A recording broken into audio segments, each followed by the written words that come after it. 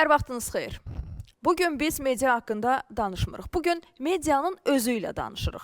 Media masasının ilk buraxılışında suallarımız sadədir, amma cavabı bəlkə də ağırdır. Sosial şəbəkələrin, süni intellektin, dezinformasiyanın və sürət yarışının içində televiziya hələ də cəmiyyət üçün əsas informasiya dayağıdırmı? Bu masa adi müsahibə masası deyil. Burada media rəhbərləri, gənc media nümayəndələri, auditoriya və sosial şəbəkələrdən gələn suallar eyni müzakirənin içində olacaq. İlk qonaqlarımız Azərbaycan televiziya məkanının iki mühüm figurudur. ASTV-nin sədri Rövşən Məmmədov və İctimai televiziyanın baş direktoru Balakişi Qasımov. Mən, moderator Vəfa Həmzəyeva başlayırıq. Rövşən müəllim, Balakişi müəllim, dəvətimizi qəbul edib gəldiyiniz üçün təşəkkür edirik sizə, vaxtınız üçün təşəkkür edirik. Əslində bu ideya yarananda bəzi fikirlər var idi ki, media rəhbərləri gəlməyəcək, suallara açıq deyil. Bu stereotipi sındırdığınız üçün də ayrıca təşəkkür edirik.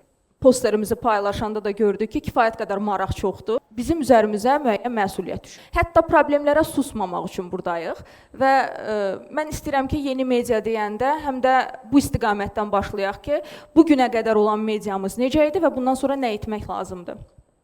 Bugün Azərbaycanın ərazisi bütövdür. Bütöv Azərbaycanda Azərbaycan bayrağı dalğalanır. Bu suveren bütöv Azərbaycanda yeni media necə olmalıdır?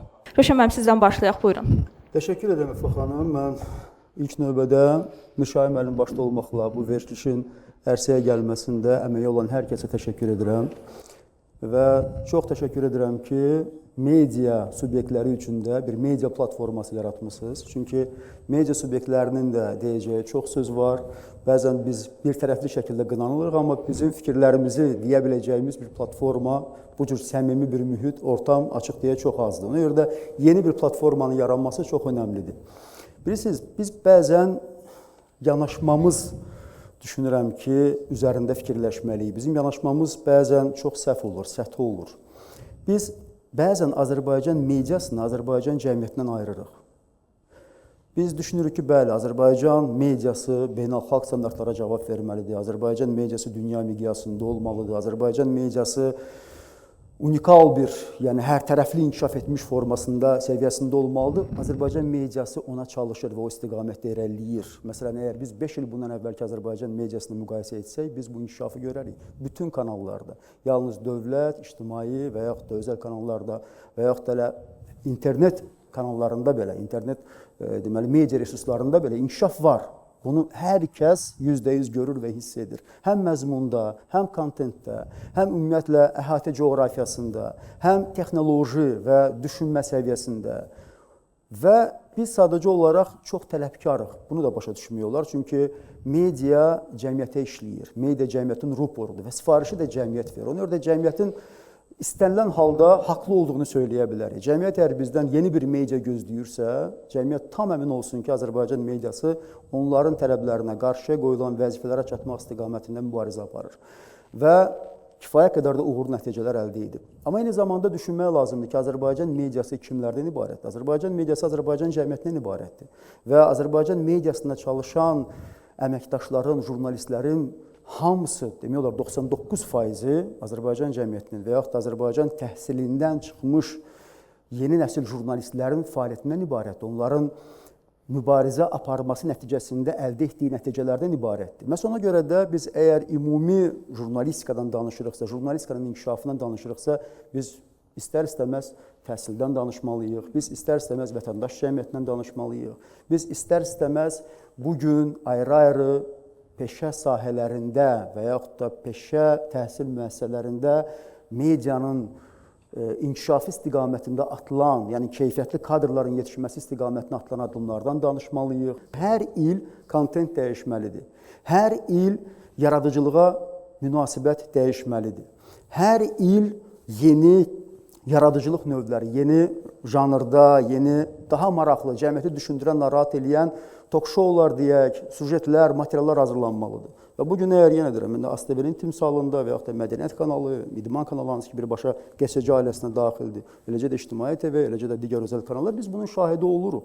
Və sualınızın ikinci hissəsinə gəldikdə isə, bəli, əlbəttə ki, Məsələn, bugün Azərbaycan artıq 5 ildən çoxdur ki, Azərbaycan suverenliyini tam bərpa etmiş, bütün ərazisi üzərində nəzarətini bərpa etmiş bir Azərbaycandır. Və bu reallıqda yalnız media dəyişməyəcək, bu reallıqda yeni bir vətəndaş cəmiyyəti formalaşacaq. Artıq formalaşıb. Və əlbəttə ki, biz yalnız öz qazanımızda da pişməməliyik. Biz eyni zamanda beynəlxalq təcrübəni öyrənməliyik. Bu artıq üçüncü istiqamətdir, sualınızın üçüncü istiqaməti. Məsələn, bu günlərdə ASTV komandası CNN Portuqaldan qayıtdı. CNN kanalı bilirsiniz ki, dünyanın əsas nüfuzlu informasiya resurslarından biridir. Eyni zamanda biz Euronews təcrübəsini öyrənirik. Və bugün, məsələn, ASTV-də təxminən 2-3 nəfər bunlar dəyişir. CNN-in əməkdaşı çalışır bizim xəbər komandasından və texnologiyanın dəyişməyi istiqamətində addım atılır. Bizim texniklərimiz CNN Portuqalda təcrübə mübadiləsi apardılar. Bizim aparıcılarımız CNN-də xəbər aparıcılığının sirlərinin öyrənilməsi istiqamətində təlimlərdə iştirak elədilər. Yəni, bugün Azərbaycan... ASTV-nin formatı mı dəyişir? Belə də anlaya bilərikmi? Çünki belə fikirlər çox səslənir və hətta bizə gələn suallar arasında da bu var idi ki, CNN və yaxud da Euronews formatına mı keçir ASTV? Bilirsiniz necədir? Biz dəyişikliyə açığıq. Və yalnız onu deyə bilərəm ki, çünki hələ bu haqda danışmaq çox tezdir, yalnız onu deyə bilərəm ki, bəli, ilin sonunda biz tam fərqli, tam yeni bir ASTV-nin şahidi olacaq. Bu bir anonsdur. Bunu ilk dəfə olaraq mən sizin verilişdə səsləndirirəm. Və düşünürəm ki, hər bir Azərbaycan vətəndaşının sevərək baxacağı, bugün də zaten elədir, amma daha böyük auditoriyada baxacağı bir kanala çevriləcək və digər yeniliklər də olacaq. Bir də deyirəm, hələ bu barədə danışmaq çox tezdir. Amma ASTV nə qədər dəyişsə də öz formatını saxlayacaq. Format nədir? Öz ənənəsini saxlayacaq, bəli. Bu ənənə, bu format nədir? Vətəni sevmək, milli mənəvi dəyərləri hər şeydən üstün tutmaq, doğma və təmiz Azərbaycan dilində danışmaq və əlbəttə ki, Azərbaycan dövlətinin maraqlarını dünya səviyyəsində uğurla təbliğ etmək. Balakiş müəllim, buyurun. Siz nə düşünürsünüz yeni media haqqında? Əslində, yeni media necə olmalıdır və yeni media qarşısında hansı çağırışlar var? Bu sual tək bizim cəmiyyəti yox, tək bizim tamaşaçıları, sosial şəbəkələr istifadəçiləri yox. Bu bütün dünyada mövcud olan mediaları və auditoriyanın belə maraqlandıran bir sualdır. Mən əslində hansısa iradları, niyə bu sual yaranıb, yəni bu problemləri etiraf edib qəbul etmək lazım ki, doğrudan da dünyada ümumiyyətlə ənənəvi media qarşısında böyük bir çağırış bu gün var. O çağırış da sosial şəbəkələrin və ümumiyyətlə çox böyük sürətlə inkişafı ilə bağlıdır. Biz bunu qəbul etməliyik. Əgər biz bu problemi görmürüksə, biz deyirik ki, yəni gündən-günə biz daha yaxşı. Mən tamamilə Rövşən müəllimlə razıyam, onu da vurğulamaq istəyirəm. Sadəcə olaraq bir neçə əlavəm olacaq. Mən biraz pessimistik mövqedən çıxış edəcəm. Ümumiyyətlə televiziya artıq şəxsən bəlkə də səhv edirəm, bəlkə də televiziya rəhbəri bunu deməməlidir. Ancaq mən əminəm ki, televiziya son bəlkə illərini, 10 illiyini yaşayır. Ənənəvi formatda. Ənənəvi, yəni bir binada fəaliyyət göstərəcək? Yox, hansı formatda? Mən sizə izah edim. Bizim öyrəşdiyimiz televiziya və deməkdir nədir? 4 bucaq ki, biz uşaqlıqdan və bizdən daha yaşlı nəsildə, ümumiyyətlə ənənəvi olaraq uşaqlıqdan biz görmüşük ki, evdə televiziya qoşulub və informasiyanı biz ya televiziya vasitəsilə, ya qəzetlər vasitəsilə, ya radio vasitəsilə əldə edirdik. Uzun bir müddət idi. Yəni, demək olar ki, televiziyada və ənənəvi medianın bir monopoliyası var idi. Yəni, biz bütün həyat tərzimizi qururduq məhz informasiya əldə etmək üçün, vaxtında evə gəlmək, vaxtında hansısa bir film filan zaman olacaq, çatdırmalıyıq, işi təxirə sala bilərik, görüşü təxirə salarıq, nəsə tələsirdik, hansısa bir oyun filan gəlirdik, həmən zaman biz evdə olmalıydıq. Və o da təbii ki, insanların davranışı tamamilə fərqli olurdu.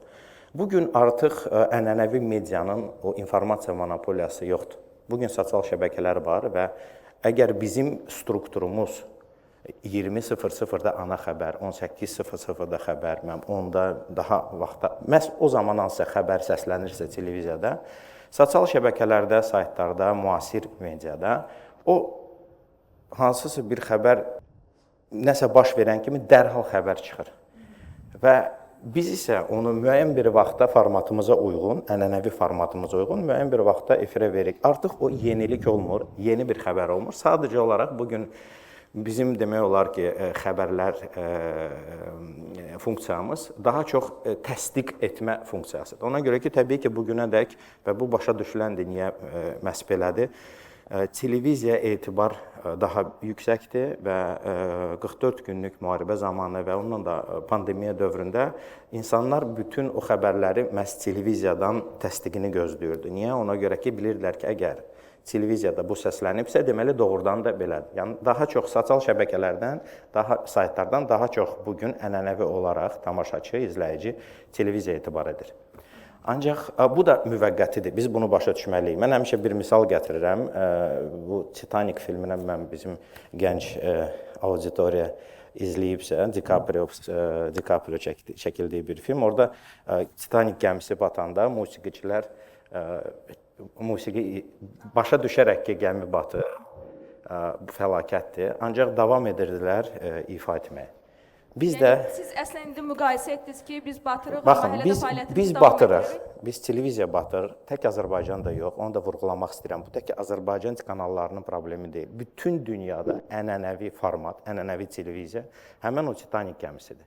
Biz isə Bağışlayın, onda sizə çətin olar gələcəyinə inanmadığınız bir platformanın rəhbəri olmaq. yox, Yəni əslində nə hisslər keçirdiyiniz maraqlıdır, ona görə iki yanaşma var. Tamamilə haqlısınız. İki yanaşma var. Musiqini ifa etməyə davam etmək və yaxud çıxış yolu axtarmaq. Biz bugün ictimai televiziya olaraq o çıxış yolunu axtarmalıyıq və o çıxış yolu da ondan ibarətdir ki, bizim növbəti bir neçə illik planımız bundan ibarətdir ki, biz öz platformamız üzərində işləyirik. Orada həm əyləncəli platforma, bir platforma olacaq əyləncəli, bir platforma daha çox xəbər yönümlü. Yəni televiziya İTV formatında ənənəvi televiziya qalacaq. Və bundan da başqa böyük bir xəbər platforması olacaq. Harda ki, ümumiyyətlə, vaxtında, zamanında daha çevik bizim auditoriya, tamaşaçı, Azərbaycan vətəndaşlarına xəbərləri və digər məlumatları çatdırılacaq. Yəni insanların telefonuna daxil olmaq istəyirsiniz. Bəli, mən əminəm ki, baxın, burada oturan tamaşaçılarımız, auditoriyamız heç gündə 1 saat televizora baxmırlar. Bugün televiziyaya baxan əsas tamaşaçının yaşı 60 plusdur. 60 yaşından da yüksək. Mən baxmıram televizora. Mən baxıram. İTV-yə də baxmırsınız? Mən İTV-yə sosial şəbəkələrdə, YouTube-da və platformalarda baxıram. İctimai televiziya istehsal edən kontentə mən baxıram. Oturub 24 saat televiziyanı mən izləmirəm. Mən heç kim izləmir 24 saat, amma istənilən Neçə saat Buyurun. izləyirsən? Demək olar əksər saatlarını, yəni günüm oyaq vaxtına düşən saatlarını izləyirəm. Bu təbii ki, iş mühiti ilə də bağlıdır. O kanallar bugün, o media sabah bürüsün batmayacaq o medialar ki, insanların davranışını düzgün anlayacaq və başa düşəcək ki, bax bu nəsilə nə lazımdır. Yəni problem var, onun üzərində işləyən media batmayacaq. Yəni burada əsas məsələ nədən ibarətdir? Baxın, məşhur Fransalı bir araşdırmacı var, Jean Cocteau. Onun gözəl fikri var. Deyir ki, bir kəşf digərini öldürür. Bu baxımdan mən Balakü müəllimdən hardasa razıyam. Amma biz əgər bu tendensiyaya baxsaq, biz heç vaxt deyə bilmərik ki, məsələn, artıq televiziya erası bitdi və yaxud da radio erası bitdi, mətbuat erası bitdi. Sadəcə olaraq həmin o informasiya resursları transformasiya olunur. Zamanla dəyişir. Televiziya özü bu dəqiqə sosial şəbəkələrlə dostluq edir. Sosial şəbəkələr televiziyalar üçün baza yaradır, auditoriyanı genişləndirir. Televiziyalar sosial şəbəkələrdən qazanc əldə edir. Təbliğat istiqamətində televiziya sosial şəbəkələrdən yararlanır. Yəni bu dəqiqə sosial şəbəkə var və internet var deyə artıq televiziya dövrü bitdi. Bu yanaşma doğru deyil və ən əsası, məsələn, bu gənclərin özləri də universitetlər, ali təhsil ocaqlarında artıq həm də internet jurnalistikasını öyrənirlər. Və internet jurnalistikasında istər media olsun, yəni mətbuat, istər radio olsun, istər televiziya olsun, bu üç informasiya, klassik və ənənəvi informasiya resurslarının düzgün tənzimlənməsi istiqamətində təhsil alırlar. Yəni artıq internet jurnalistikası da bir elmi predmet kimi proqrama daxil olunur və tədris olunur ali təhsil ocaqlarında. Ona görə də bunlar bir-birinə düşmən deyil. Biz düşmən kimi baxmamalıyıq ki, sosial şəbəkələr televiziyaya düşməndir, televiziya radioya düşməndir, radio qəzetə düşməndir. Bunlar dostdur və çox uğurlu bir dostluq tandemi biz görürük.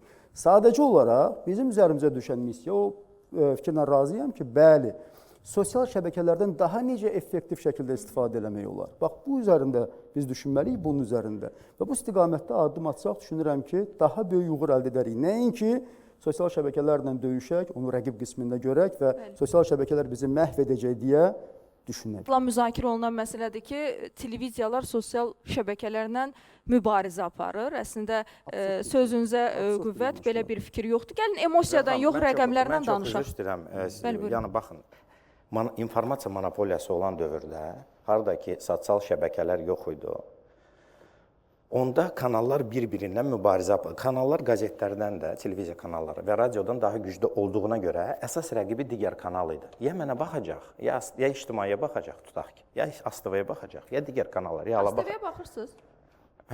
Baxın, mən bayaq dediyim kimi, necə ki ictimaiyyəyə mən daha çox sosial şəbəkələrdən, YouTube üzərindən baxıram. Elə də ki, ASTV-də hansısa bir maraqlı eşidəndə ki, xəbər çıxanda ki, reklam olunanda ki, filan bir maraqlı bir veriliş, fikir səslənib və yaxud hansısa bir süjet olub, təbii ki, daxil olub baxıram. Reala da baxıram və digər kanallara da baxıram. Follow etmisiniz digər televiziyalara yoxsa? Bəli, səhv etmirəmsə etmişəm. Yəni çıxış yolumuz ondan ibarətdir ki, biz daha çox necə ki sosial media kontenti təqdim edir tamaşaçılara, fərqli kontent, youtuberlərin, hansısa bir blogerlərin filan, biz də çevirək, böyük bir oyunçuya çevrilə bilərik. Niyə? Ona görə ki, bizim zaten resurslarımız var, texniki bazamız var. Biz də daha çox kontent istehsalçı olub, həmən o sosial şəbəkələr, internet vasitəsilə o imkanlardan istifadə edib, yaratdığımız kontenti tamaşaçıya təqdim edirik. Bugün auditoriya gənc auditoriyadır. Bax, bugün İctimai Televiziyanın efirində Mikrorayon serialı. İcazə var, mən bir sual verim auditoriyaya. Bax, mənim sualım, əziz dostlar, sizə ondan ibarətdir ki, siz əlinizi qaldıra biləsinizmi, kim bu serialı izləyir, əgər izləyirsə YouTube vasitəsilə? Mən izləmirəm, sosial şəbəkələrdən. YouTube vasitəsilə kim izləyir? Bəs kim oturub hər həftə gözləyir ki, filan vaxtda olacaq? Bax, görürsünüz, bu cavabdır. Bu cavabdır. Ona görə ki, yenə də, baxın, bizim əsas vəzifəmiz medianın. Ondan ibarət deyil, televiziyanın. Mən Rövşənəm daha geniş danışır. Yenə də Rövşənəm jurnalistdir, mən yox. Daha geniş deyə bilər. Ancaq bugün televiziyanın əsas hədəfi odur ki, fərq etməz, ənənəvi dörd bucaqda mənə baxacaqlar və yaxud YouTube-da mənə izləyəcəklər. Əsas mənə baxsınlar. Baxsınlar. İstədiyi vaxtlarında, istədikləri qədər və ən ağıllı mütəxəssislər, dünyanın ən peşəkar televiziya ustaları, bilmirəm, peşəkarları gəlsə, hamısı birlikdə yenə bir kanaldan eyni şey edə bilməz. İctimai televiziya bugün, ASTV, İctimai televiziya, digər kanallar kifayət qədər maraqlı verilişlər təqdim edir. Bizdə, şəxsən mən İctimai televiziya haqqında deyə bilərəm, Rövşən müəllim ASTV haqqında söyləyə biləcək. Səs Azərbaycan, Maska, kifayət qədər seriallar, maraqlı tok-şoular, Real TV çox peşəkar, çox uğurlu və çox, necəsə deyim, maraqlı bir kontent təqdim edir və digər kanallar. Siz reytinqlər var da, siz deyəsən rəqəmlərə keçmək istəyirsiniz. Siz o reytinqlərə baxanda görəcəksiniz ki, ənənəvi reytinqlərdə nə İctimai televiziya, nə ASTV, nə Real TV birinci, ikinci, üçüncü yerdə deyil. Niyə? Ona görə ki, bugün reytinqlər ölçülür. Daha çox ənənəvi televizorun yanına bir cihaz qoyurlar və bugün əsas bayaq dediyim kimi televiziya izləyiciləri, ənənəvi televiziya izləyiciləri 60+ olan insanlardır. Facebook 700 min abunəçisi üzərində sınaq həyata keçirir 2012-ci ildə. Və onların da xəbəri yoxdur. Həmin o 700 min insanın xəbəri yoxdur. Sınaq nədən ibarətdir? İki kateqoriyaya ayrılır 700 min insan. Onun bir hissəsinə gündəlik olaraq mənfi kontentlər göndərilir, xəbər lenti, digərinə müsbət xəbər lenti göndərilir. Və təsəvvür edin ki, 3 aydan sonra mənfi kontent alan abunəçilər yalnız mənfi informasiyalar paylaşmağa başladılar özləri haqqında. Müsbət kontent alan isə müsbət. Və təxminən 2 il sonra BBC, Euronews bu barədə bir hətta məqalə çap elədi ki, bəs Facebook heç kimin icazəsi olmadan 700 min insanın üzərində təcrübə keçib. Bu böyük bir skandal oldu. Hətta Facebook üzr istədi öz istifadəçilərindən. Əgər məndən soruşsaz ki, bugün həmin o sınaq həyata keçirilirmi? Əlbəttə keçirilir. Yəni, sosial şəbəkə bu əlbəttə ki, böyük bir platformadır. Hörümçək toru adını gözəl qoyublar. Məqsəd nədir? Məqsəd xalqları və dövlətləri idarə etməkdir. Bir mənalı. Bugün əgər, məsələn, Azərbaycan dövlətinin 10 kanalı var, deyək ki, 15 radiosu varsa və həmin o radio və televiziyaların qorunması, təhlükəsizliyin təmin olunması Azərbaycan dövlətinin üzərinə düşürsə və eləcə də, məsələn, tutaq ki, olsun Amerikası, olsun Fransası, olsun digərləri sosial şəbəkənin qorunmasını böyük dövlətlər və yaxud da transmilli şəbəkələr həyata keçirir. Və sosial şəbəkələrdə hər gün dəyişikliyin olması, aktivliyin olması, xüsusən gənclərin sosial şəbəkəyə inteqrasiya olunması üçün milyardlarla vəsait xərclənir. Milyardlarla yeni kontent hazırlanır, milyardlarla yeni rənglər, yeni üslublar, yeni psixoloji təsir metodları həyata keçirilir. Niyə? Bugün bax, Azərbaycan cəmiyyəti nə düşünür? Azərbaycan cəmiyyətinin psixoloji durumu nədən ibarətdir? Bu cəmiyyət nəyə aqressivdir, nəyə normal münasibət bəsləyir? Bunu həmin o transmilli, qlobal şirkətlər gözəl bilirlər. Niyə? Çünki bax, sual versəm ki, kim bu dəqiqə Facebookdadır, hamınız əlinizi qaldıracaqsınız. Kim Instagramdadır, 90% əlini qaldıracaq. Və siz orada nəyi paylaşırsınız? Siz orada ilk növbədə şəkillərinizi paylaşırsınız, şəxsi məlumatlarınızı paylaşırsınız, hansı əhval-ruhiyyədə olduğunuzu paylaşırsınız və salam. Mövzunu genişləndirək, bizim eyni zamanda statistikamız da var, onu da təqdim eləyək. Həm də sualım bundan ibarətdir ki, baxın, hər ikiniz televiziya rəhbərisiniz və gündəmi kim müəyyən edir? Siz yoxsa sosial şəbəkələr? Bugün sosial şəbəkələr və bugün sosial şəbəkələr xəbərlərdə, misal üçün ASTV-nin 8 buraxılışında, sizin ana buraxılışınızda tamamilə razıyam. Demək olar ki, Rövşən müəllim indi bir sözlə təsdiq elədi bütün mən dediklərimi. Təşəkkür edirəm.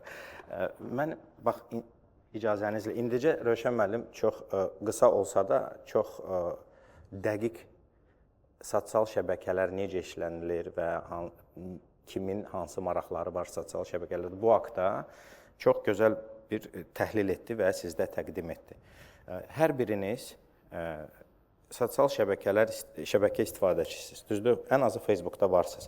Bu sözlər sizi o qədər mi qorxutdu? Siz sabah, bugün axşam evə gələn kimi və yaxud sabah bir də Facebooka daxil olub öz akkauntunuzdan istifadə etməyəcəksiniz?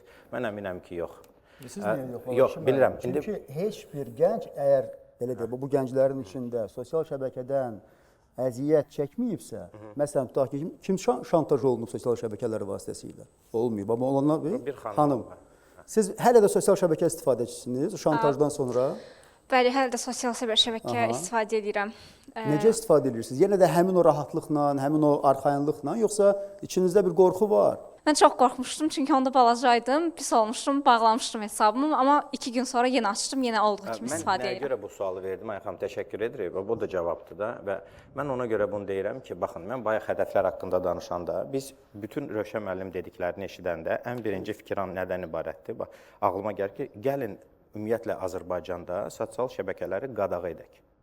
Ümumiyyətlə, yox, mümkün deyil, onu deyirəm. Ən birinci ağlı. Sonra biz başa düşürük ki, bu mümkün deyil. Deməli, hədəf düzgün qoyulmalıdır, düzdür?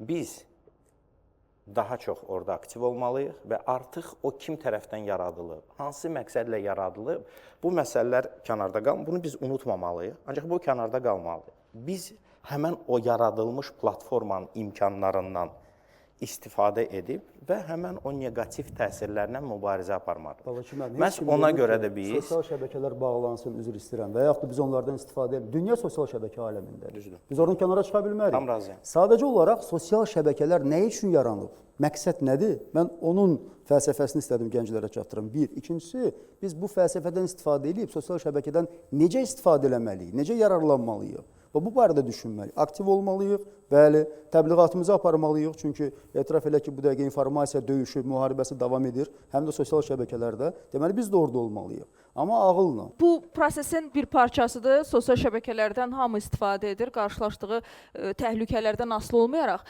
Təəssüflər olsun ki... Müəllim də özü də çox fəal istifadə edir və tez-tez like'lar qoyuram onun postlarına. Təşəkkür edirəm. Dezinformasiya narahatlığı və biz bu əslində göstəricilər son bir həftənin göstəriciləridir və təbii ki 62% respondentlər onlayn dezinformasiyadan ciddi şəkildə narahat olduqlarını bildirirlər. Və bugün kapital deyəndə, yəni TV Kapitaldan söhbət gedir ki, burada nə binadır, nə onun maliyyəsidir, nə onun jurnalistləridir. Burada etibardan söhbət gedir. Yəqin ki, siz də mənlə razılaşarsınız. Etibar deyəndə isə ənənəvi media ağla gəlir. Yəqin bu fikirlə də razılaşarsınız mənlə Balakişi müəllim. Amma nəticə etibarilə sosial şəbəkələrdə olan yalan xəbərlər var. Biz niyə bunun təsdiqini ənənəvi mediada axtarırıq? Birincisi, nəsildən nəsilə keçən vərdiş və başa düşülür ki, əgər televiziyada hansısa bir xəbər səslənirsə, o xəbər səslənməkdən öncə xəbər əldə olunur, sonra bir neçə mərhələ yoxlanılır, sonra isə tamaşaçıya təqdim olunur. Və bu da o deməkdir ki, insanlar, baxın, mən bayaq bu haqda dedim ki, bugün yeganə bizim üstünlüyümüz və dedim ki, 44 günlük müharibə zamanı və pandemiya dövründə televiziya baxışları kəskin artmışdı. Açıq danışaq da gəlin, hamımız biz bu cəmiyyətdə yaşayırıq. Hansı şəhərimizi, rayonumuzu qaytarılması haqqında məlumatı biz eşidirdik əvvəl, orada-burada yazırdılar. Baxmayaraq ki, sosial şəbəkələr, internetdə müəyyən bir məhdudiyyət var idi.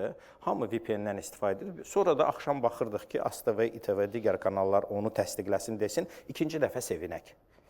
Düzdürmü? Yəni elədir. Niyə? Ona görə ki, tamaşaçı və ümumiyyətlə auditoriya başa düşür ki, televiziyalarda, ənənəvi mediada hansısa xəbərin təqdim olunması üçün böyük bir işlər görünür və bir neçə mərhələ məlumatın yoxlanılması gedir. Süzgəcdən keçir, əlbəttə, təbii haldır. Ona görə də təbii ki, Bəs o inanırlar. ənənəvi televiziya bağlansa, düşənək ki, bir gün səhər durduq və televiziyaların hamısı bağlanıb. Biz xəbəri sosial şəbəkədən alırıq və yaxud da sizin təklif etdiyiniz kimi Siz Azərtac'a inanırsınız. Azərtac'a 100% inanıram. İnanırsınız. Reporta inanırsınız. İnanıram. APA inanırsınız. İnanıram. İnanırsınız. Baxın, yavaş-yavaş artıq ictimai ASTV lazım olmur. Yavaş-yavaş APA, Azərtac, Report. Çünki xəbəri daha tezmi verirlər? Həm Onu də da nəzərdə tutursunuz. həm daha tez, həm ona görə ki, daha çevikdilər. Həm ona görə ki, bu artıq bir etibar qazanıblar, uzun müddətdir çalışırlar və öz işləri ilə, öz yanaşmaları ilə artıq müəyyən bir etimad var. Mən sizi çox gözəl başa düşdüm. Müəyyən bir, mən demək istəyirəm ki, ənənəvi televiziyanı biz keçirtdik sosial şəbəkəyə və yenə deyirəm, bir gün səhər durduq və televiziyalar yoxdur, sosial şəbəkədə olan, qadjetlərimizdə olan televiziya var. Deyək ki, sizin o sosial şəbəkədə olduğunuz platformalar biz bilirik ki, Azərbaycandan idarə olunmur, başqa yerlərdən idarə olunur. Sizin hesabınızı, yəni sizin o səhifələrinizi ələ keçirdilər, xanımın səhifəsini ələ keçirilən kimi və orada müəyyən məlumatlar dərc olunmağa başladı. Onda nə edəcəksiniz? Sözünə hörmət edən medianın bir çıxış yolu olmur da. Yəni o Niyə bu yaxınlarda qlobal medianın bütün hesabları oğurlanmışdı? Telegram kanallar var, digər vasitələr var ki, və bu müasir vasitələrdir ki, harda ən azı saytın özü, yəni kanal tərəfdən idarə olunur və hansısa bugün tək ictimai televiziya, əgər sabah ictimai televiziya hansısa bir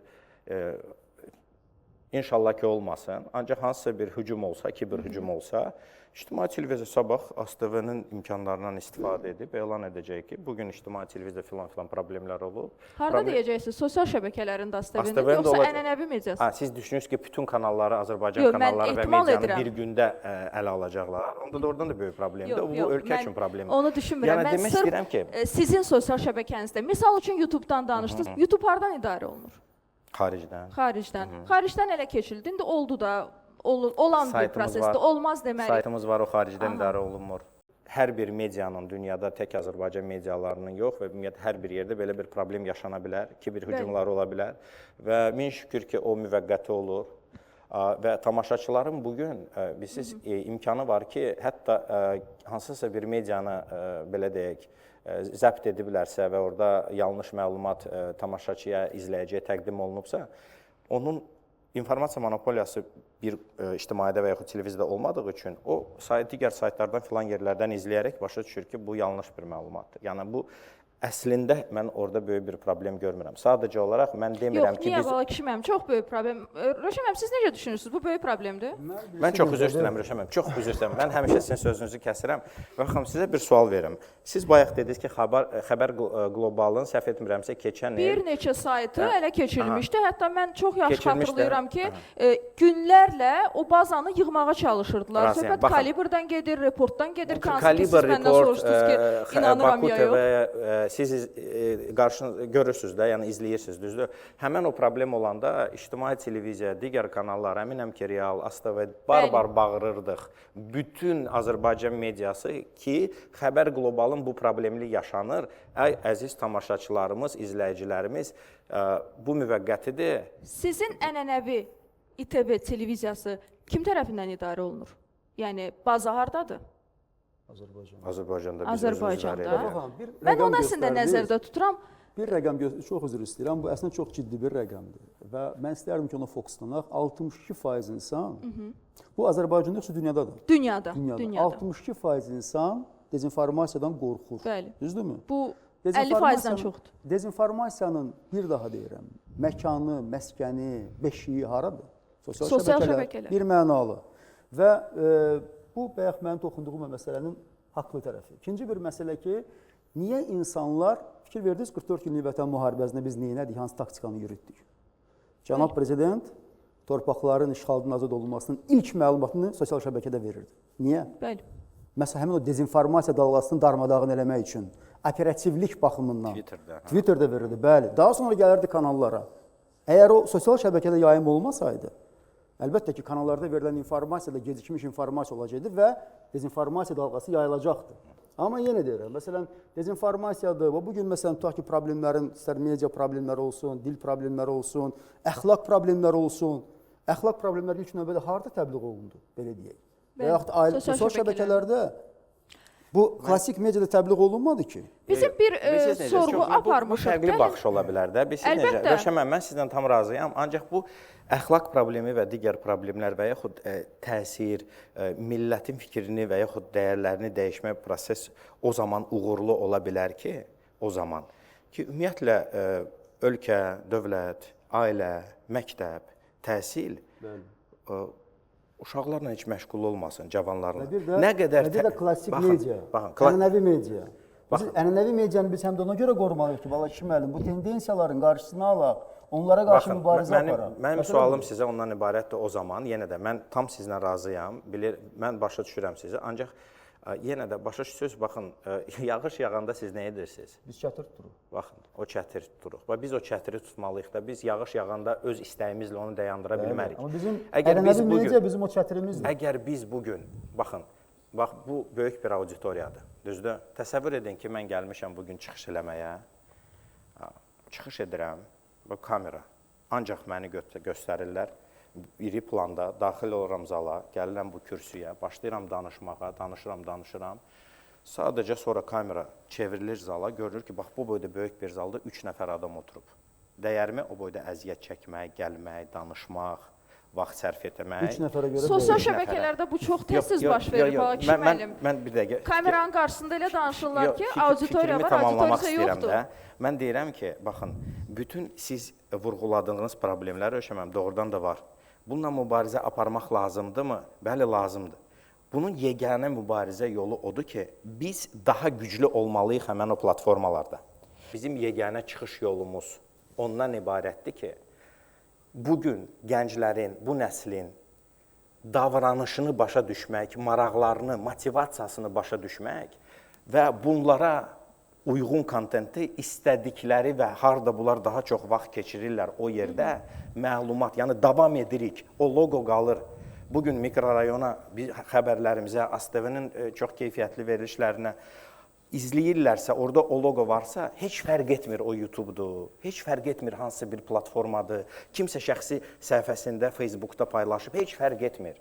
Bax, mən demək istəyirəm ki, biz nə qədər tez onu başa düşəcəyik, nə qədər tez öz gücümüzü yönəldəcəyik kontent istehsalçısına və gedəcəyik, biz, bax, bayaq dediyimdir də. Mən bir sual verim sizə, Balaçı müəllim, mən əslində Mən bir sual vermək istəyirəm. Bəli, buyurun. Məsələn, tutaq ki, tam obyektiv olaraq soruşmaq istəyirəm Balaçı müəllimdən.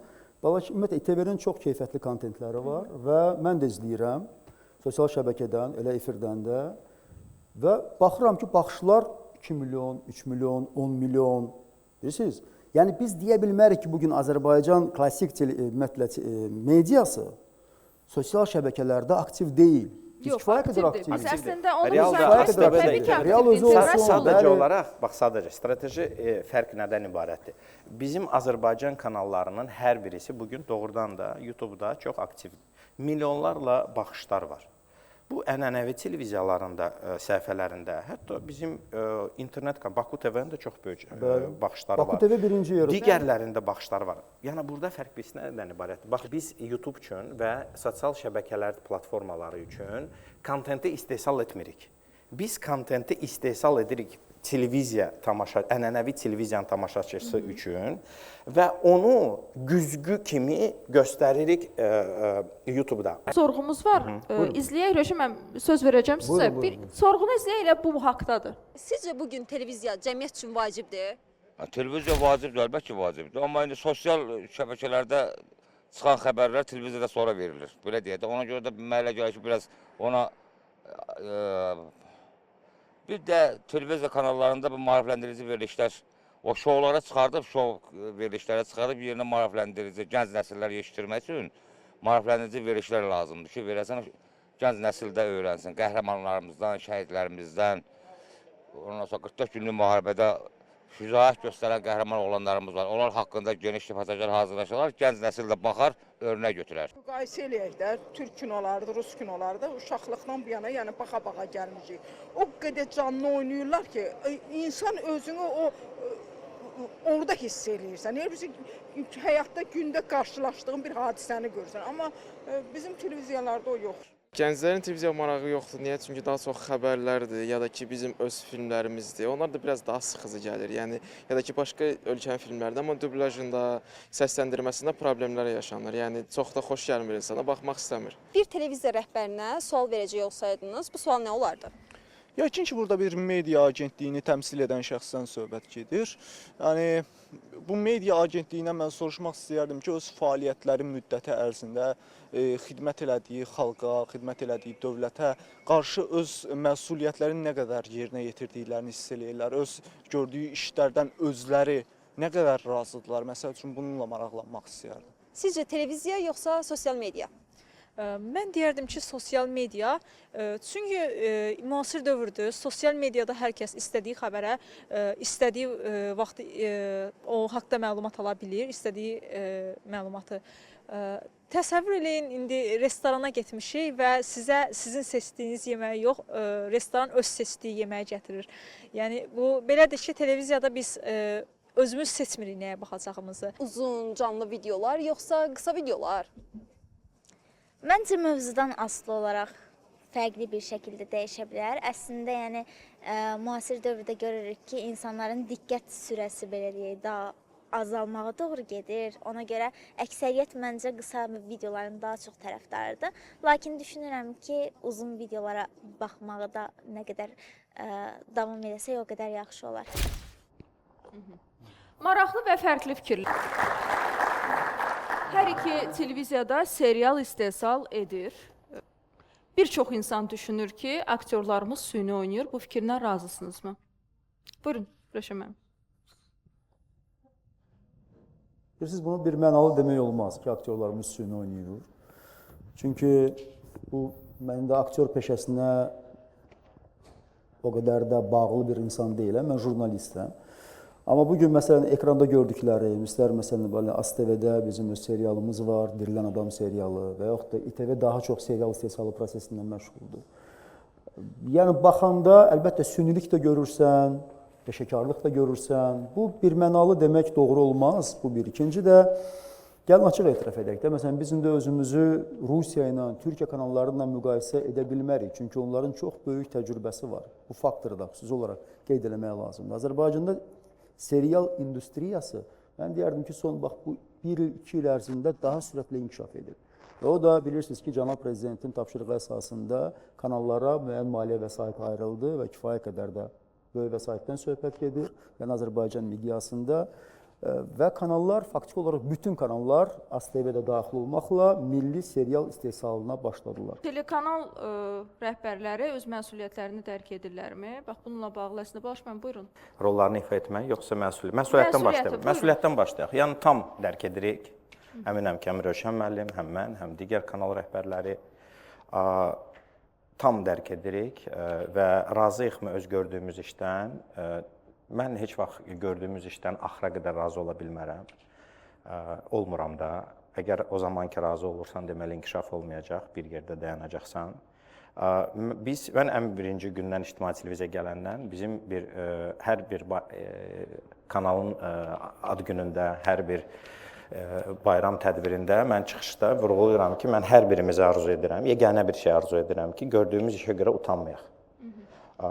Və mən bu gün ictimai televiziyada nümayiş etdirilən verilişlərə görə, seriallara görə, ümumiyyətlə bütün kontentə görə utanmıram.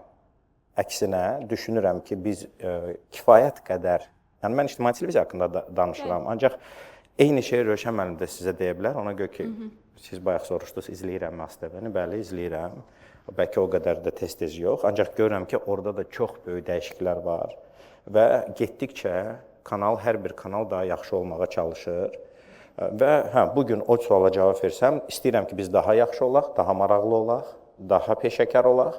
Ancaq bu gün də pis deyil məncə. Doğru, bir nəfər ağsaqqal qayıdır deyir ki, vətənpərvərliklə bağlı, şəhidlərimizlə bağlı, qazilərimizlə bağlı Kifayət qədər ASTV-də veriliş var. Kifayət qədər. İctimaidə var.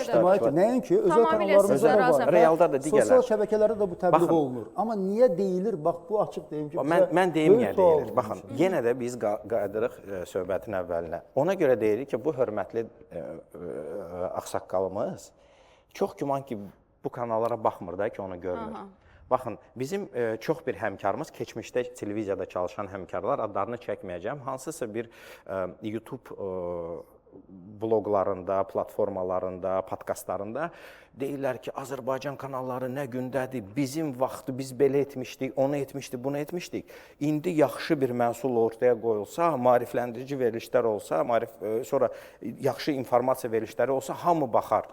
Mənim sualım ondan ibarətdir ki, onda bizə niyə baxmırlar? Baxın, bu pafosdur əslində. Bir növ mediadan uzaqlaşanda bu cür danışmaq daha rahat olur. Pafosdur, ancaq bugün reallıq ondan ibarətdir ki, baxın, ictimai televiziyada bugün çox verilişlər var. Realda da var, ASTV-də də var. Bizdə əyləncəli verilişlər də çox keyfiyyətli. 7 və yaxud 8 hal-hazırda dünya formatları lisenziya əsasında Azərbaycanda istehsal olunur. İctimai televiziyada və biz tamaşaçıya onu təqdim edirik. O da görülmür. Yox, görülür. Ötən günlər kimi... Görülür, kifayət qədər reytinglidir və auditoriyamızdan da bu fikirlər gəlir.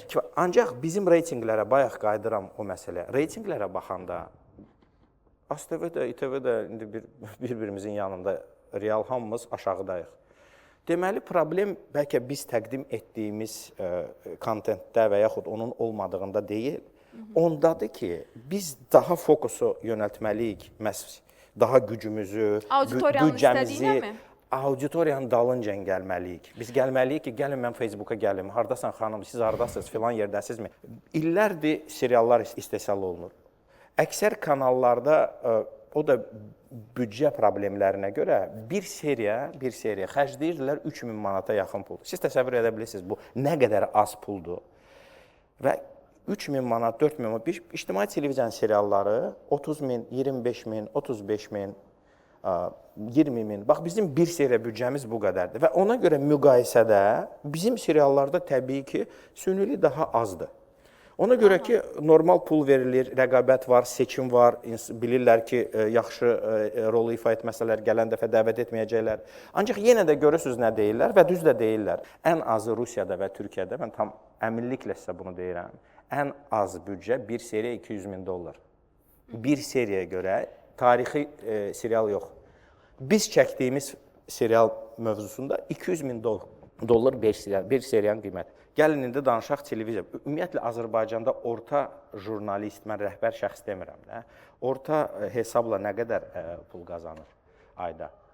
O qədərmi yüksəkdirmi insan gedib jurnalistikanı seçsin? Yenə də deyirəm, həmişə hər bir istiqamətin, hər bir sahənin fanatları olur. Ümumiyyətlə düşünürlər ki, mən jurnalist olmaq istəyirəm.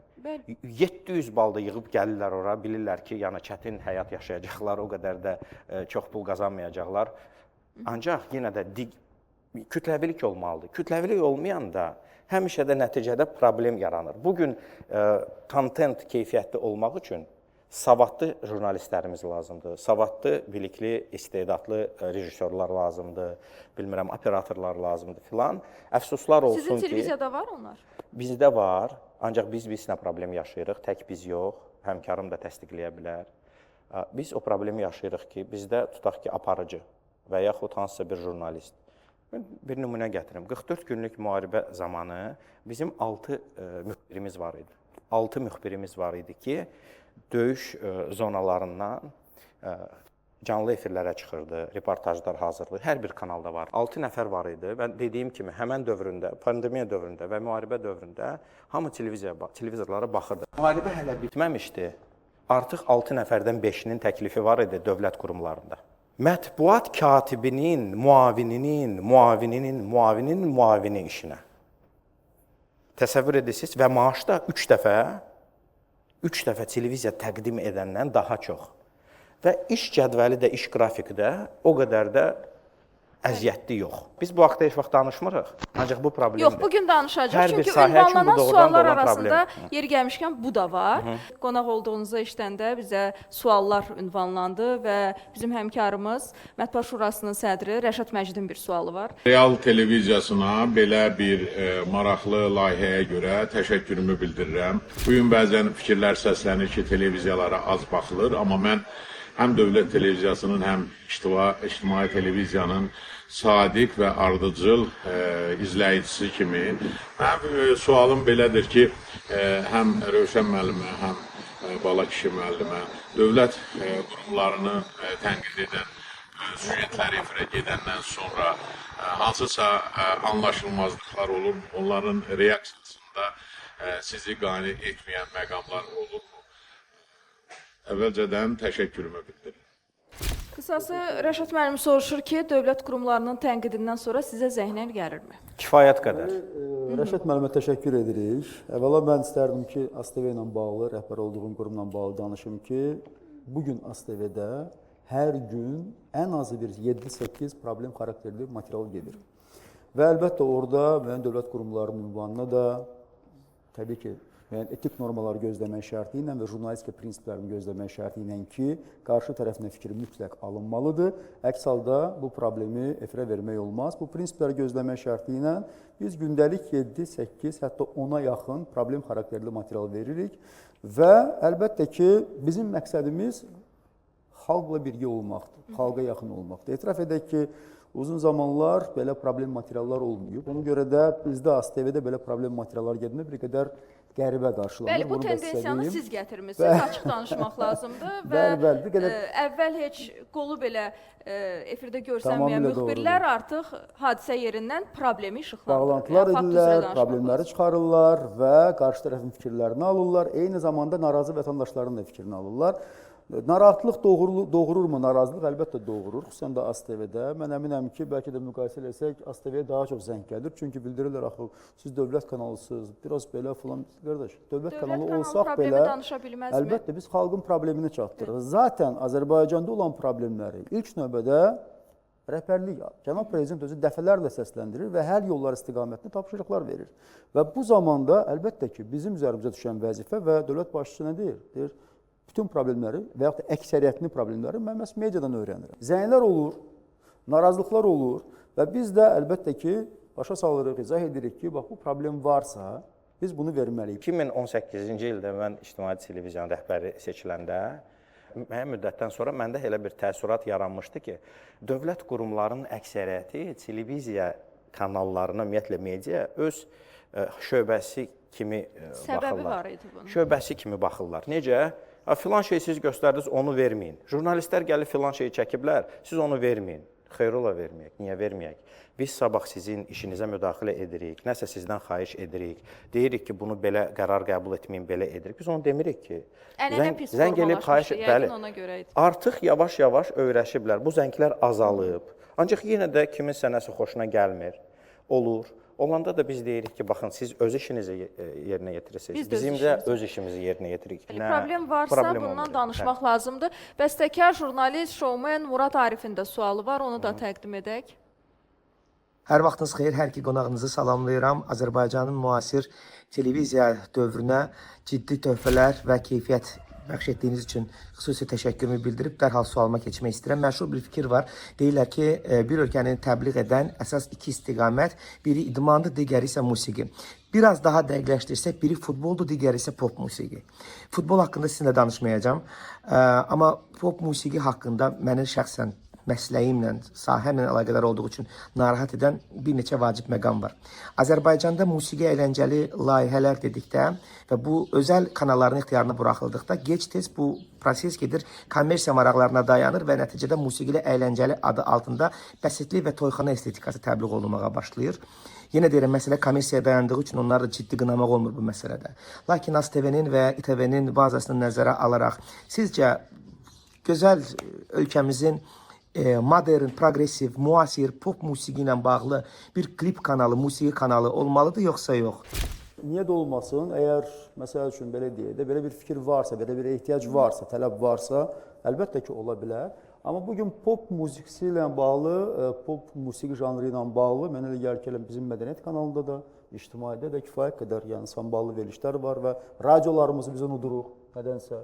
Biz radiolarımızdan da danışa bilərik. Azərbaycan radiosu olsun, ictimai radio olsun, yəni pop musiqisi və digər olsun, hətta belə də caz janrında və yaxud milli musiqi formatında muğam olsun, yəni bütün janrlarda mahnılar və yaxud da musiqilər səsləndirilir.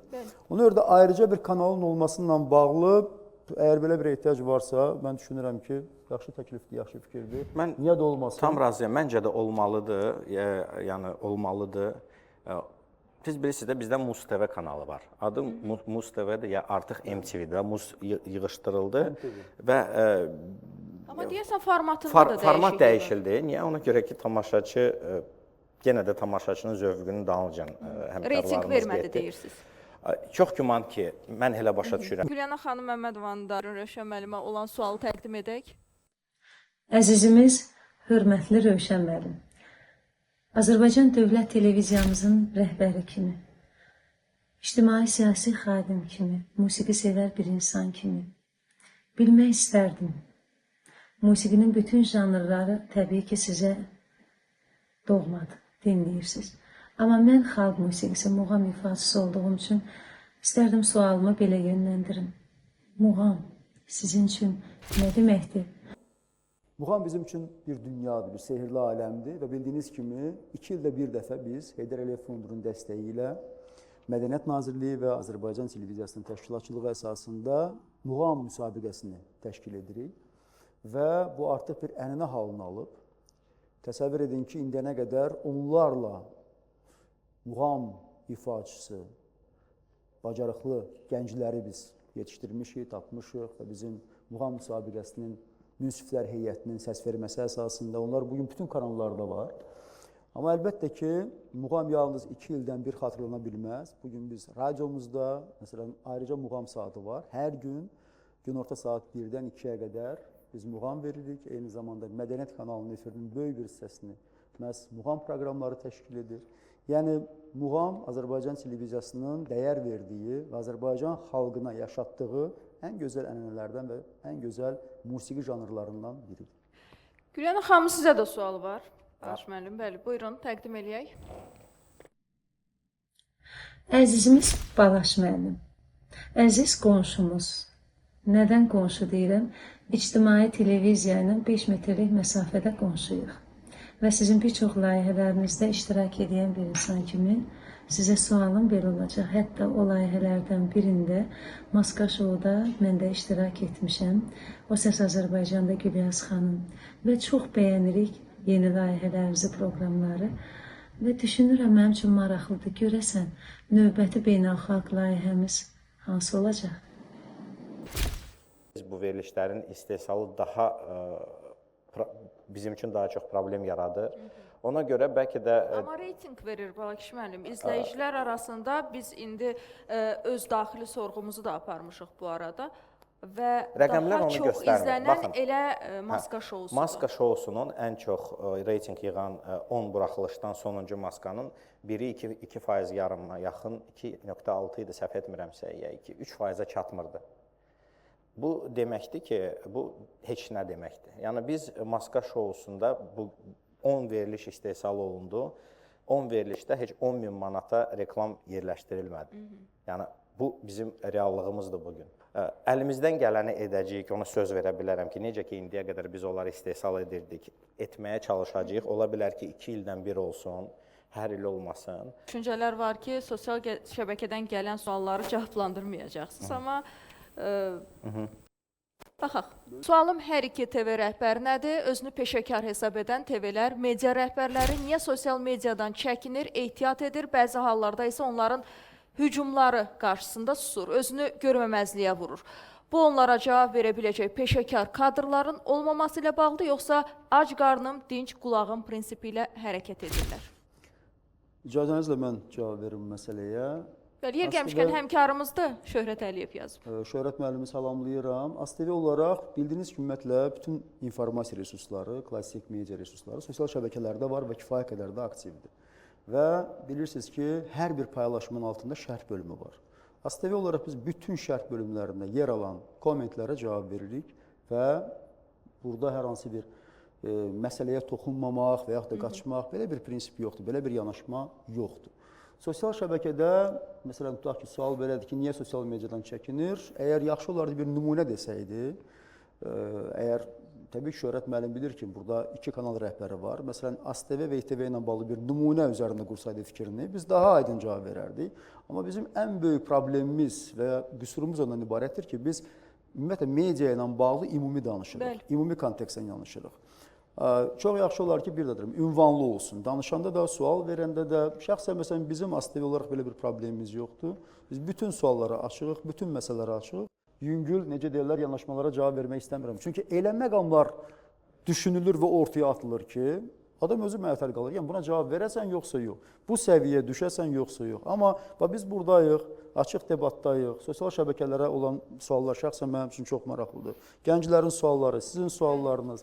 Yəni burada qapalı, gizli, qorxulu və yaxud da özümüzə çəkilək, nəyəsə açıqlamaqdan narahat olaq deyə bir məsələ yoxdur. Siz necə düşünürsünüz? Açıqsa deyim, mən ASTV-yə sədr gedəcəyinizlə bağlı xəbərlər yayılmışdı. Yəqin ki, Rövşən müəllim bax, biz indi bu haqda gülürük də, düzdür? Bax, mən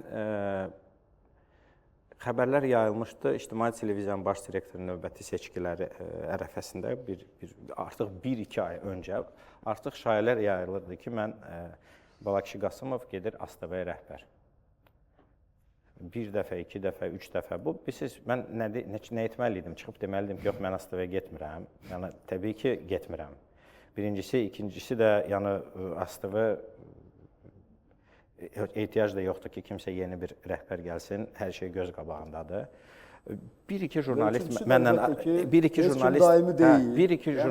əlaqə saxlayıb, deyib ki, ASTV-yə gedirsiniz, özlə müəyyən tanışdığımız olan insandır. Deyirəm ki, yox, yalan deyirsən, gedirsən. Deyirəm, vallahi getmirəm. Yox, oldu, baş üstüm demək olmaz. Sabah görsən məqalə yazılır ki, bu ASTV-yə gedir. Axırda mən çıxıb dedim ki, yəni yoxdur eləsin. Mən ümumiyyətlə bunu şərh etmək istəmirəm. Necəsə deyim, mən ümumiyyətlə, mənim üçün bu doğrudan da maraqlı idi. Bu, hətta kifayət qədər Mürşən müəllimlə də... Buna informasiya manipulyasiyası da deyə bilərik. Manipulyasiyasıdır və dövrümüzdə çox aktivdir. Nəticədə mən sizə deyim ki, gördüyümüz işə səs verildi. Və ola bilər ki, növbəti seçkidə ya ümumiyyətlə mən özüm qatılmayım, ona görə ki, hansısa çağırışlar olmasın və mənim üçün maraqlı olmalıdır, ona görə mən növbəti 4 illiyə namizədliyimi irəli sürürəm və yaxud maraqlı ola da bilər, ancaq seçkilərdə uduza da bilərəm. Mən ümumiyyətlə düşünürəm ki, mən kifayət qədər istedadlı bir insanam. Ona görə mən televiziyada işləməsəm, ssenari yaza bilərəm və yaxud hansısa bir verilişlər, necə ki, televiziyada rəhbər olduğuna qədər 4 dənə beynəlxalq layihə, intellektual oyunlar, nə harada, nə zaman Breyring 5261, bu verilişlər ictimai televiziyada ilk efirə çıxmadı, Space-də efirə çıxırdıq, bir production yaratmışdım, ASTV-də efirdə olmuşuq. Yəni demək istəyirəm ki, insan düşünməməlidir ki, bax bu kresloda ömrümün axırına qədər oturacam, bu mənimdir və fəlakət olacaq əgər mən seçilməsəm və yaxud mən təyin olmasam. Digər sosial şəbəkə suallarına keçək, maraqlı suallar var. Ayda xanımın sualı var, o deyir ki, sizcə bugün Azərbaycan televiziyası cəmiyyəti dəyişir, yoxsa cəmiyyətin dəyişməsinə gec reaksiya verir? Balaş müəllim, buyurun. Bugün Azərbaycan mediası ümumiyyətlə, televiziyası, ümumiyyətlə mediası cəmiyyətin daha yaxşı olmağına çalışır, vuruşur, ancaq artıq o qədər də təsir gücü yoxdur. Ona görə biz təbii ki, bunu istərdik, biz bunu etməyə çalışırıq. O ki, qaldı reaksiya, mən düşünürəm ki, biz gec reaksiya vermirik.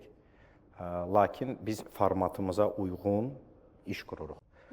Yenə də yeni mövsümdə biz müəyyən bugün dediyim o dəyişiklikləri edəndən sonra həm sayt daha çox xəbər yönümlü olacaq ictimai televiziyanın və daha çevik olacağıq. Bizdə bu imkan yaranacaq. Tutaq ki, xəbərlərdə saat 8-də planlaşdırılan süjet artıq saat 2-də hazırdırsa və nəsə baş veribsə, saytda bu haqda artıq deyiləcək və bəlkə də hazır video olacaq. Gözlənilməyəcək ki, efir olsun.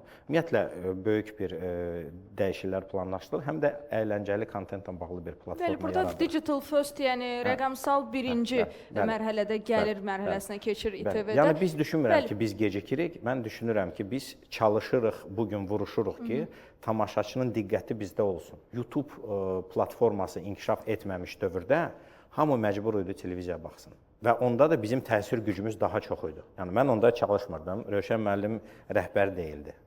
Ancaq o zaman biz daha güclü ola bilərdik. Əgər bugünkü islahatları son bir 5-6 ilin, 10 ilin islahatları o zaman olsaydı 2000-ci illərin əvvəllərində, biz bu belə nöqtə ki var, harda YouTube daha güclü oldu, sosial şəbəkələr güc yığdı, o zamana gəlib çatanda biz əməlli başlı, yəni belə boylu, buxunlu, güclü bir media olardıq və bu qədər tez sosial şəbəkələr bizə problem yaratmayacaq idi və daha rəqabətli ola biləcəkdik. Əfsuslar olsun ki, bugün bizim o təsir gücümüz yoxdur, ancaq biz çalışırıq hansısa yeniliklərinə yeni yanaşmayla tamaşaçının diqqətini cəlb edək və cəlb edəndən sonra da təbii ki, onun yaxşılığa doğru dəyişməsinə bir tövhə verək. Mən çox üzr istəyirəm, yəni əslində televiziya cəmiyyəti dəyişdirmək gücündə heç vaxt olmayıb və belə bir iddiası da yoxdur televiziyanın. Televiziya cəmiyyəti maarifləndirir. Amma cəmiyyət özünü dəyişir. Baş verən proseslər, ictimai siyasi proseslər cəmiyyəti daha da formalaşdırır, gücləndirir və irəli aparır. Televiziyanın elə bir funksiyası da yoxdur, bir daha deyirəm. Bu yalnız maarifləndirir. Xeyr, heç vaxt olmur. Televiziya, xeyr. Ümumiyyətlə, tamaşaçı istənilən televiziyada, tutaq ki, aparıcıdan da, redaktordan da 5 qat ağıllıdır. Tamaşaçı özü qiymət verir ki, hara baxsın, necə baxsın. Tamaşaçı sadəcə olaraq bildiyi informasiyanı dəqiqləşdirmək üçün çox zaman televiziya resurslarına müraciət edir. Siz bugünü deyirsizlər, Rövşən müəllim. Ümumiyyətlə, tarixin heç bir dönəmində televiziya cəmiyyəti dəyişdirə bilməz. Onun elə bir gücü olmuyor. Var, xeyr, olub da. Televiziya yalnız və yalnız cəmiyyəti maarifləndirir. Maarifləndirərək dəyişir. Zövqünü dəyişir, həyata yanaşmasını dəyişir, dəyərləri təbliğ edir. Televiziya cəmiyyətlə vəhdət təşkil edir. Bilirsiniz? Və televiziya çox zaman sifarişləri cəmiyyətdən alır. Və ya siz danışırsınız ki, biz cəmiyyət nə istəyirsə öz işimizi o cür qurmalıyıq. Siz cəmiyyətdən sifariş gözləyirsiniz. Yox. Əks halda cəmiyyət sizə baxmayacaq. Yox. Yəni belə olan halda biz əgər sifarişi cəmiyyətdən alırıqsa, biz cəmiyyəti necə dəyişdirə bilərik? Mən sizin sualınıza cavab verə bilərəm. Birincisi, bəlkə mən öz fikrimi düzgün ifadə etmədim. Ona görə siz məni yanlış anladınız. Mən suala görə dedim. Baxın, mən demək istəyirəm ki, biz tamaşaçı istəyəni vermək, yəni daha çox tamaşaçı istəyir, biz müəyyən bir formatlı veriliş verək, biz onu etmək istəmirik. Mən deyirəm ki, bizim də bu həmvətənlərimiz arasında tamaşaçımız var. Sadəcə o, oturub evdə 5 saat, 6 saat, 8 saat televizora baxmır. Mən deyirəm ki, mən getməliyəm öz məhsulumla. Bax, bilirəm ki, bu fayda verəcəm mənim tamaşaçıma. Mənim tamaşaçım ola bilər 10 milyon yox, 100 mindir. Bax, mən o 100 mini tapmalıyam. Orada, burada, hardasa öz məhsulumu gedib ona təqdim etməliyəm. Diktə edən tərəf kimdir, Bax, bugün diktə edən tərəf tək bugün deyil, ümumiyyətlə. İnformasiya monopoliyası olan dövrdə, baxın, Sovet dövrünü götürək. Yox, biz indi ümumi danışırıq. Yox, siz deyirsiniz, heç vaxt olmayıb. Mən də deyirəm ki... Biz televiziya qanunlarından danışırıq. Biz hansısa ölkədən, hansısa rejimdən danışmıyıq. Bizdə sual var idi, sosial şəbəkələr gündəmi müəyyən edirmi? Siz dediniz, sosial şəbəkələr edir. Bugün, ona görə mən Rövşən müəllimə cəmiyyət deyilmi sosial şəbəkələr? Mən Rövşən müəllimlə tam razıyam. Bir məsələdə bizim fikirlərimiz ayrı-ayrıdır. Rövşən müəllim deyir ki, heç vaxt televiziyanın bu gücü olmayıb. Cəmiyyəti dəyişmə gücü olmayıb. Dəyişmə gücü deyil. Dəyişmə gücünü deyir. Mən deyirəm ki, olub. Güc də deyil, o missiyanı televiziya heç vaxt üzərinə götürmür ki, mən cəmiyyəti dəyişəcəm. Maarifləndirmə. Maarifləndirmə o cəmiyyəti dəyişmək deyil. Əyləndirmə və xəbər təqdim etmə. Baxın, Sovet vaxtı... O televiziyanın üç prinsipidir, bala kimi. Yaxşı, 80-ci il, istəmiz Sovet dövründən danışaq, İngiltərə. 80-ci illər tutaq ki və yaxud YouTube-dan öncə olan dövrdə insanlar məlumatı daha çox əldə edirdilər televiziyalardan. Və nə baxın, görürsünüz bu gün Siyavuş müəllim nə deyir? Deyir ki, müəyyən bir senzor olmalıdır da, gəlin qısa sözlə senzor olmalıdır. O nə deməkdir? O zaman doğrudan da efirə çıxmaq üçün hər bir adam efirə gedib çıxa bilmirdi. Sənin savadın olmalıydı, özdə sən digər savadların arasında seçilməliydin. Əgər sən müğənnisənsə, sənin istedadın olmalıydı. Ən yaxşılardan olmalıydın ki, sən gəlib televiziyada çıxış edərsən. Və baxın, Sovet dövründə və o dövrlərdə əgər hər bir, mən indi heç kimin xətrinə dəymək istəmirəm, hətta hansısa bir zavodlarda çalışan fəhlələr evə gələndə nə edirdi? O gələndə qoşurdu televizoru, ya heyvanlar haqqında maarifləndirici verilişə baxırdı, ya klassik musiqini dinləyirdi. Üçüncü variantda oturub, bilmirəm, hansısa bir maarifləndirici bir filmə baxırdı. Deməli, bir gün, 2 gün, 3 gün, 5 gün insanın zövqü dəyişirdi. Əgər insanların zövqü dəyişirsə, bunlar inkişaf edirsə, həyatda onun davranışı dəyişirmi? Təbii ki, dəyişir. Əgər insanların davranışı dəyişirsə, daha yaxşı olursa, insanlara daha çox vətənpərvərlik haqqında, savad haqqında, hansısa düzgün ideallar təqdim olunursa, təbii ki, cəmiyyət dəyişir. Cəmiyyəti dəyişdirən təhsildir, elmdir.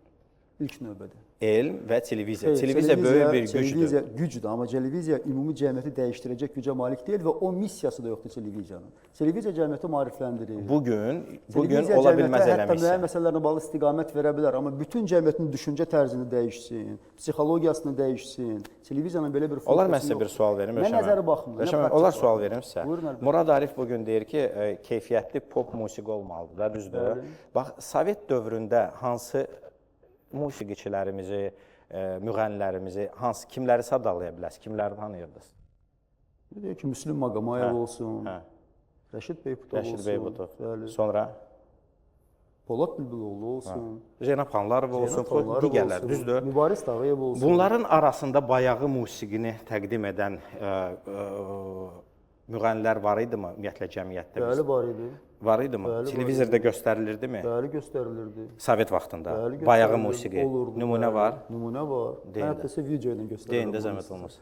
Göstərəndə çəkmək istəmirəm, amma göstərərəm. Çəkin, ona görə ki, yox idi. Var idi. Belə danışaq, əslində hərənin öz fikri ola bilər. Biz burada qalib seçməyə yığışmamışıq və hər kəsin də öz fikri kifayət qədər əsaslandırılmışdı. Gəlin, mən gəlib burada müzakirəmizi dayandıraq və növbəti suallara keçək. Azərbaycan televiziyasında elə bir mövzu varmı ki, siz hesab edirsiniz, ona kifayət qədər toxunulmayıb?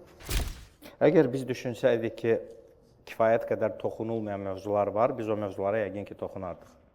Bəlkə var, biz onu görmürük. Mən də düşünürəm ki, elə bir mövzu ola bilər, biz onu görmürük, ona görə toxunulmur. Bugün televiziyanın auditoriyaya ən böyük borcu nədir? 3 əsas prinsipdir. Bir qədər öncə dedik, məlumat verməkdir, maarifləndirməkdir və əyləndirməkdir. Vicdanla xidmət etməkdir. Təbii, indi bunu biz bəzəyə bilərik. Bir sözlə vicdanla xidmət etməkdir. 3 əsas prinsip üzərində ədalətli, obyektiv çalışmaqdır. Yer gəlmişkən, süni intellektin sizə sualı da var.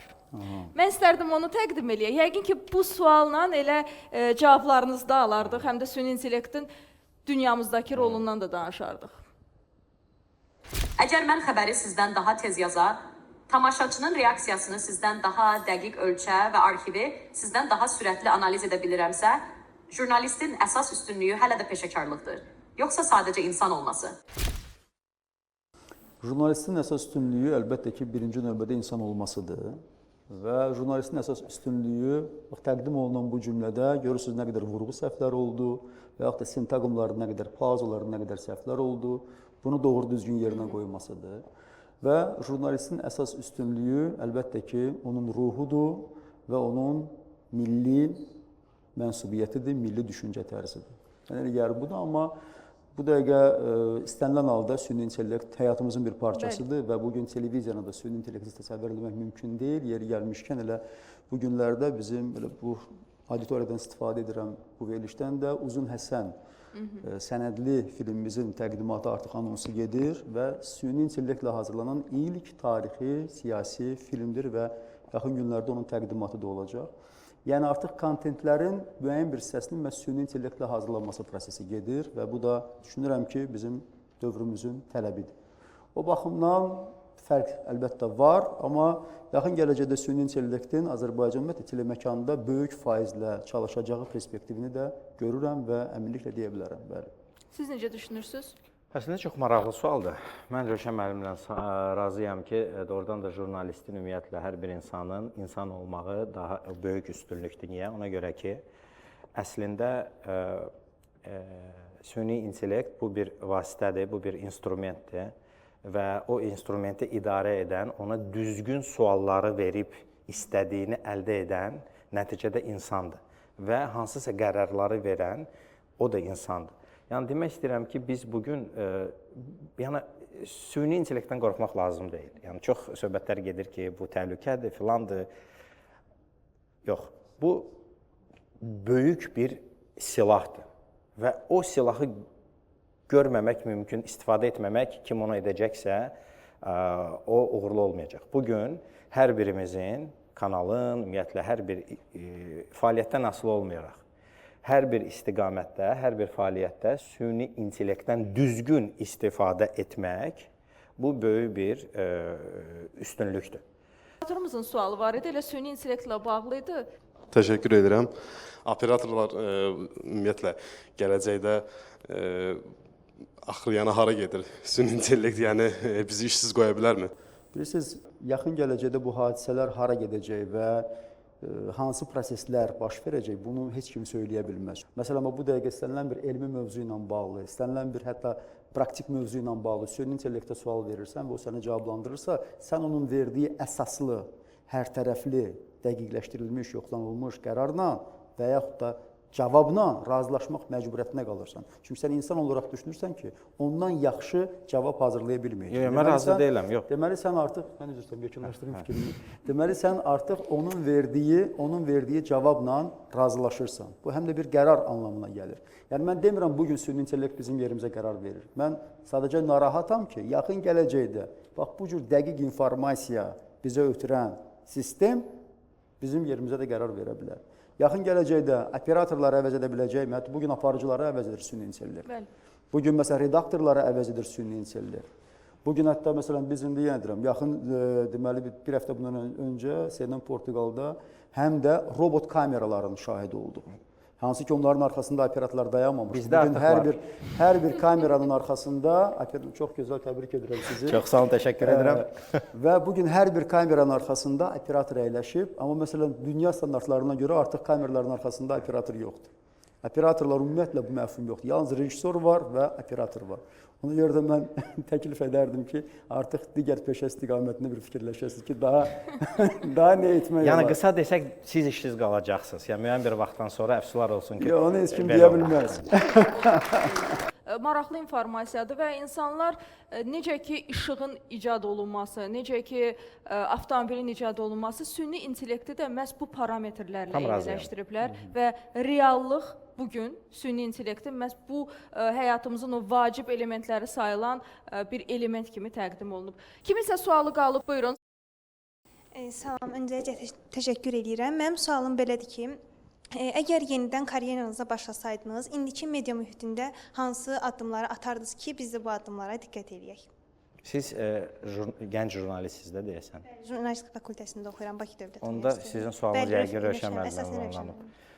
Bilirsiniz, qızım, istənilən halda zaman uçur. Neçə yaşınız var? 19 yaşınız var. Allah saxlasın. Mən əgər 19 yaşıma qayıtsaydım, mən daha çox oxuyardım. Daha çox mütaliə eləyərdim. Daha çox özlərimdə çalışardım. Çünki zaman keçdikcə, yaşada olduqca insanın özü ilə məşğul olmağa vaxtı da azalır. Ona görə də daim oxuyun və sosial şəbəkənin bizim gənc nəslə vurduğu ən böyük ziyanlardan biri bilirsiniz nədən ibarətdir? Sosial şəbəkə hər şeyi qısa metrajda göstərir. Hər bir şey demək olar ki. Düzdür, məsələn, böyük metrajda nələrsə var. Amma gənclər nəyə öyrəşib? Hər şey qısa olmalı, 1 dəqiqə, dəqiqə yarım. Hətta valideyniniz belə sizə daha çox məsləhət verir, qısa ilə də biraz zəhmət olmasa. Sosial şəbəkə bizə bax bunu aşılayıb. Amma yadda saxlayın, keyfiyyətli heç nə qısa olmur.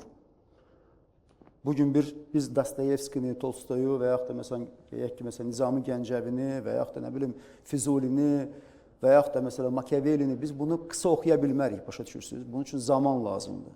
Məsələn, vaxt var idi ki, biz aylarla bir kitabın üzərində oxuyurduq və nə götürmüşüksə onlardan götürmüşük. Bir dəqiqə, dəqiqə yarımdan savad olmur, intellekt olmur, gələcəyi qurmaq mümkün deyil. Bu günlər tələb edir, aylar tələb edir. Sosial şəbəkənin həmin o mərəzindən özünüzü qurtarın və daha çox üzərinizdə çalışın. Yəni, mənim məsləhətim yalnız bundan ibarət. Birincisi, mən düşünürəm ki, siz bir xoşbaxt bir nəsilsiniz əslində. Azərbaycan öz ən böyük problemini min şükür ki, həll edib. Siz yəni, qalib ölkənin gənclərisiniz. Yəni, bu çox vacibdir. Digər bütün məsələlər, yəni indən belə, bu hamısı, necəsə deyim, bu problem deyil, bu imkanlardır. Siz buna belə baxmalısınız. Mən sizə nə tövsiyə edərdim? Mənim 19 yaşım olanda mənim bu imkanlarım olmayıb.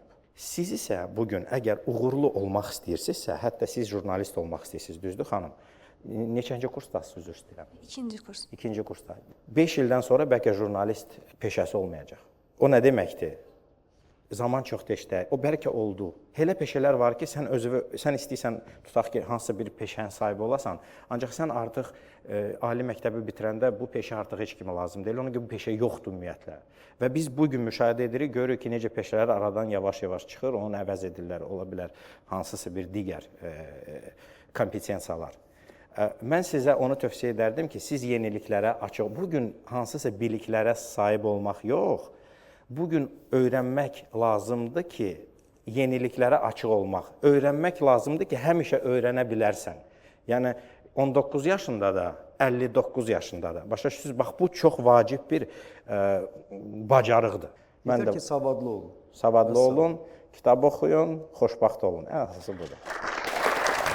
Hər ikinizə təşəkkür edirəm və çox sağ olun ki, təmsil etdiyiniz kanalların rəhbərləri kimi yox, həmkar kimi söhbət etdiniz və çox sağ olun ki, səmimi oldunuz. Auditoriyamıza da təşəkkür edirik ki, bu cür bir platformada iştirak etdilər. Əslində, ideya yarananda biz düşünmüşdük ki, müəyyən problemlər varsa, bunu danışmaq lazımdır, bunu müzakirə etmək lazımdır və biz görüb susmuruq, mesajını vermək lazımdır. Mənə elə gəlir ki, bizdə bugün bu alındı. Vəfa xanım, bir həmkar kimi başa düşürəm ki, adətən son söz olur aparıcıda. Ancaq əgər bu gün icazə versəniz istisna kimi, mən şəxsən öz adımdan, ümumiyyətlə Real televiziyasına, sizə bu ideya müəllifi sizsiz. Təşəkkürümü bildirmək istəyirəm ki, belə bir diskussiya bu gün oldu, müzakirə etdik, sosial şəbəkələrdən bizə ünvanlanan suallara cavab verə bildik, fikir mübadiləsi oldu. Hansısa bir məqamlarda razılaşdıq, digərlərində fikir ayrılığı oldu. Ancaq o deməkdir ki, biz bugün səmimi burada düşündüklərimizi sizdən bölüşdük. Ancaq sizdən də bir xahişim olacaq sonda. Siz zəhmət olmasa biz nə deyiriksə, onu bir həqiqət kimi qəbul etməyin. Bizi sınayın dediklərimizi. Özünüz gedin, yoxlayın, fikirləşin, dediklərimizi eşidin. Qənaətə siz özünüz gəlməlisiniz. Çox sağ olun, təşəkkür edirəm. Təşəkkür edirəm.